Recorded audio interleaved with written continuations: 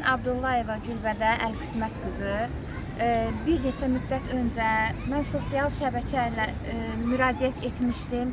Pərvin Abışova, bir də İfadə Cəfərzadə haqqında müsahibə vermişdim və eyni zamanda hüquq mühafizə orqanlarına müraciət etmişdim ki, mənim şəxsi şəkillərimlə, iç geyimdəki şəkillərimlə, mənim ailəmlə olan videolarımla bağlı məni dəfələrlə pullar alıb, şantaj ediblər və mən bununla bağlı hüquq mühafizə orqanlarına müraciət etdim. Və dünənlərim mənə məlum oldu ki, bunlar istintaq dövrünü bunlara 182.2 və 182.1 maddəsi ilə cinayət işi açılır. Deməli, hüquq mühafizə orqanlarından 182.2.1, 182.2.2 ilə cinayət işi açılır və dünənləri bunlar azadlığa buraxılıb istintaq dövrünü. Və bunlar hal-hazırda bu günlərim mən sosial şəbəkələrdən görürəm ki, səhv yalan məlumat verirlər ki, zərər çəkmişə 130.000 manatda təzminat ödənilib.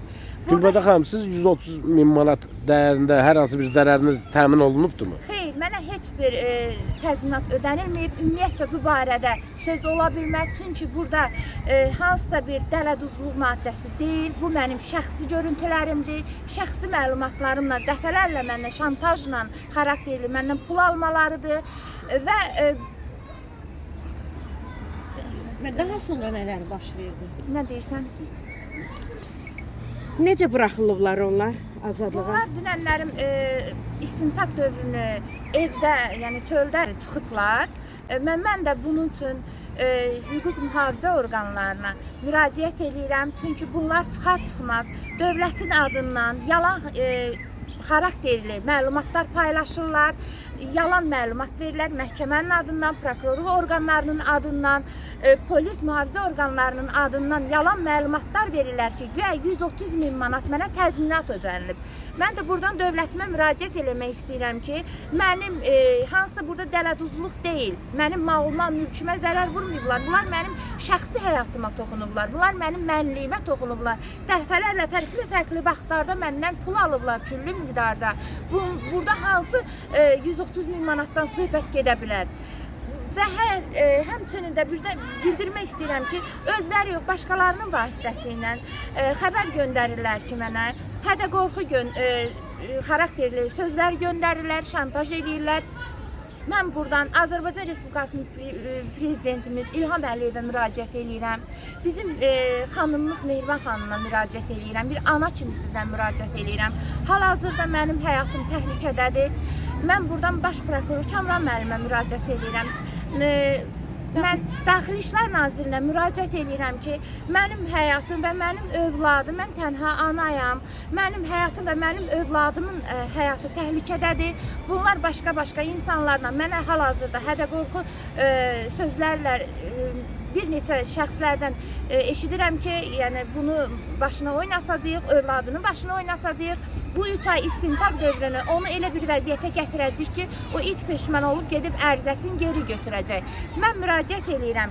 Ümumiyyətcə, niyə görə bu istintaq dövrü bunlar məni şantaj eləyərək bunlar məcburi saxlanılma olub bunlarda. Bunlar niyə azadlığa buraxılıb istintaq dövrü? Mən tələb eləyirəm, öz haqqımı tələb eləyirəm, dövlətimdən tələb eləyirəm. Mən buradan üz tuturam, yenə deyirəm, dövlətimə... Gülbədə xanım, sizə hansı təzyiq formasından istifadə edirlər? Bir neçə şəxslərdən xəbər göndərirlər, mənim oğlumla məni şantaj edirlər, mənim özümlə bağlı ki, iş yerimdəki hansı tərəfdə kamerası var, kamerası yoxdur. Belə bir sözlərlə məni şantaj edirlər və bu gün də fakt odur ki, mən çünki yalan danışmıram. Fakt bu sosial şəbəkələrdə bunlar yalan məlumat verir ki, güya mənə 130.000 manat pul ödəyiblər. Belə çıxır ki, onda mən bildirmək istəyirəm ki, mən onlarla bağlı hüquq mühafizə orqanlarına müraciət etdikdən sonra onlar mənim iş yerimə gələrək Gülbədə Abdullayevadır, Firuzədir və Fatimə Mahmudovadır. Biz çəkirik bir jurnalist olaraq xalqa cəmaata göstərik ki, bunların heç bir lisenziyası, heç bir təcili yoxdur. Biz də gedib polis idarəsinə şikayət edirlər.